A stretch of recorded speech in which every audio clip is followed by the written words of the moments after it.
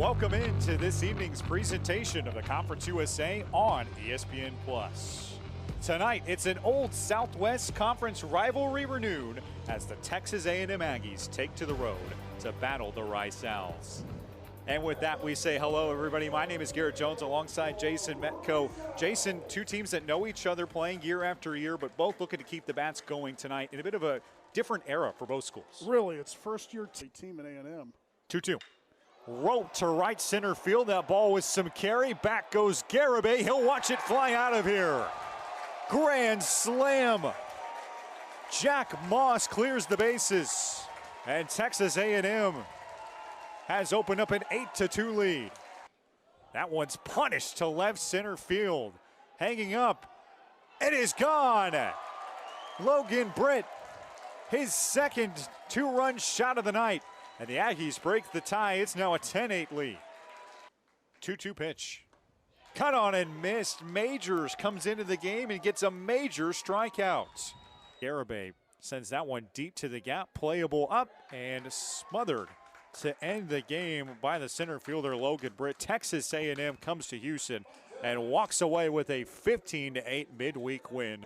Taking a closer look at tonight's starting pitcher for Rice, Thomas Burbank, coming in with an 0-2 record overall. Some good stuff, Jason, from what they've seen in 5 games this year. The 6'2", 225 sophomore from Beaumont, Kelly, does have an earned run average of 7.71. You're not going to see him as a flamethrower a whole lot tonight. 86 to 89. He's got 4 pitches that he works with mostly. They're looking for Burbank to at least go 5 innings. He has not touched that mark so far this season, Garrett. What a beautiful night for baseball as you see a great look there in sun-drenched Reckling Park here in Houston. Beautiful facility, opened in 2000. And what an awesome night of baseball. 65 degrees and sunny scheduled at first pitch. We've had great weather over the weekend. We had those rainstorms move in this morning. Thankfully, those have moved out. The field is in immaculate condition, and it is great to have this Highway 6 rivalry renewed, my friend.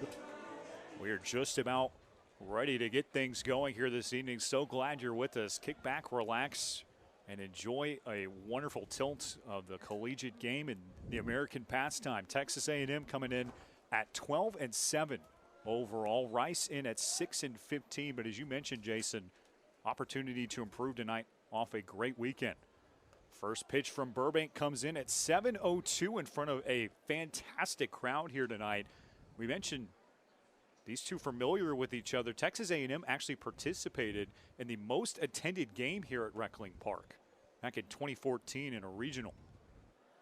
1-0 from Burbank finds the zone in the first strike of the night. We have had crowds this season that probably should be larger than they were, but the weather got in the way. Case in point, the University of Houston on a Tuesday night a couple weeks ago. Rain and bad weather got in the way. Great to see the sun out and so many fans here in attendance tonight. Cole Kaler watches the next one outside. Kaler 5 for 14 with 3 runs batted in against LSU. This Texas A&M team took 2 out of 3 against the number 8 ranked Tigers on the weekend in Baton Rouge at Box Stadium. Almost swept them, actually, and that would have been the first time since 1977 that would occur. But those fighting LSU Tigers coming up big on Sunday to squeak out the victory. Actually, were behind, came back and won. Rice dropping 2 out of 3 against UAB. Early opportunity for Burbank, trying to avoid putting a runner on. Right over the heart of the plate and a full count in her first debut of the night.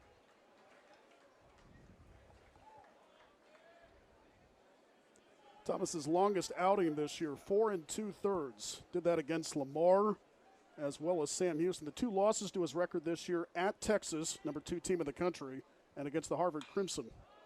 Kaler swings on the full count offering, lofted into center field, into the sunlight. That will be a factor for these first couple innings. Pretty easy work there for Johnny Hoyle, an unusual spot in center field tonight for him. Yeah, normally at least the last few games we've seen Walsh out in center field. I believe he's getting the night off, and Johnny Hoyle's been a pretty good player for Jose Cruz Jr. so far this season. Seen a lot at second, but now tonight he's out in right field, center field. And you do mention the sun here, Garrett. It's going to be tough on Bowman in left, Hoyle in center, Garibay right now. Nice shady over in right field. Fans still filing in here this evening. What a great night to watch a ball game. First one to Austin Boast, just off the plate. Aggie fans who follow across all the major sports might recognize that last name. His brother Blake is a backup quarterback on the Texas A&M football team. Actually saw some action this year for the Aggies. 1-0.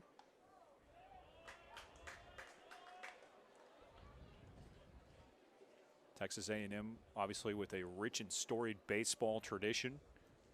15 straight winning seasons. How about this, Jason? 59 of the last 61 years they've gone above 500. 1-1. That is a model of consistency when you think about it. Really, we mentioned off the top of the show tonight, the Southwest Conference rivalry renewed. These two have been some of the better performing teams from what that league was over the past couple decades. As Bose lines the next one back, we'll have another even count. Rice, obviously the 2003 national champion. One of the storylines we'll be following tonight is both being led by coaches in their first seasons at their respective schools, trying to get them to national prominence. And both have seen that level of success in recent years. Jose Cruz Jr., head coach of Rice, and All-American in his time here. 2-2. Oh, man, Burbank wanted that one. Instead, we see the second full count offering of the evening. Jim Slossager, meanwhile, for Texas A&M, coming over from TCU, a pretty illustrious career up in Fort Worth.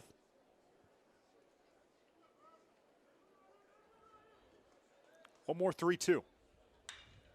Chopped left side, beautiful stab at third. The throw across from Smigelski just in time. Nifty glove work there for Rice. He has been playing the hot corner for a reason, and it's plays like that. Diving to his left, good read on the ball, rising to his feet, and pulling off a solid throw to Woodcocks. And Bose put a great swing on that one, too. Just a better play by Smigelski right on top of it in the hot corner.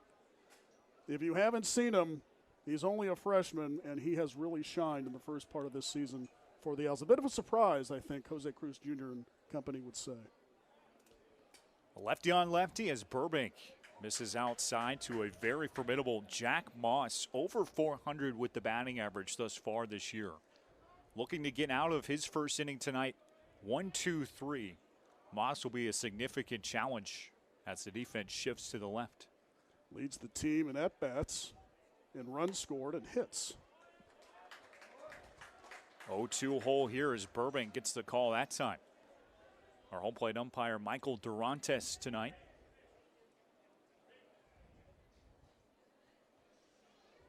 Huge 0-2 coming from Thomas Burbank.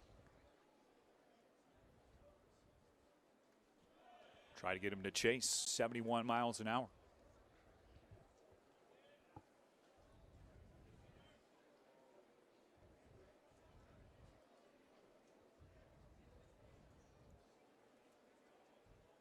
Burbank making his second midweek start of the season.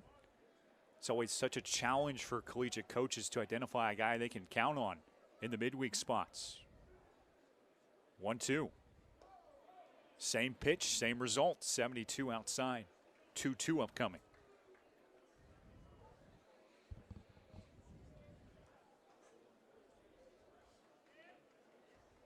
Burbank standing at 6'2", 225. There's a lot of power from that left side. 2-2. Changed it up. 85 right there on the black. And the third full count offering that we see of this first inning, Jason. Speaking of seeing, notice the fact that the sun is making essentially a line across the center part of the infield, and with Burbank being a left-handed pitcher, it's right in his face, Garrett. That'd not be the case if he was right-handed. Lace to left. That will be the first base hit of the night. No surprise it comes off the bat of Jack Moss, and A&M keeps the rally going. They've got a two-out base runner here in the first. The team-high 28th hit for the first baseman for the Aggies, and see if Texas A&M can have a two-out rally in them, Garrett. One at bat there by Moss, too, coming back from an 0-2 hole. Now the cleanup hitter, Troy Claunch, set to dig in.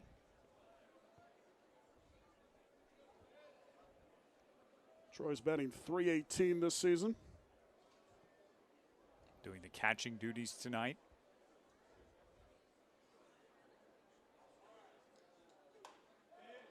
Well, just as we said that there was the sun possibly in Burbank's eyes, that is no longer the case.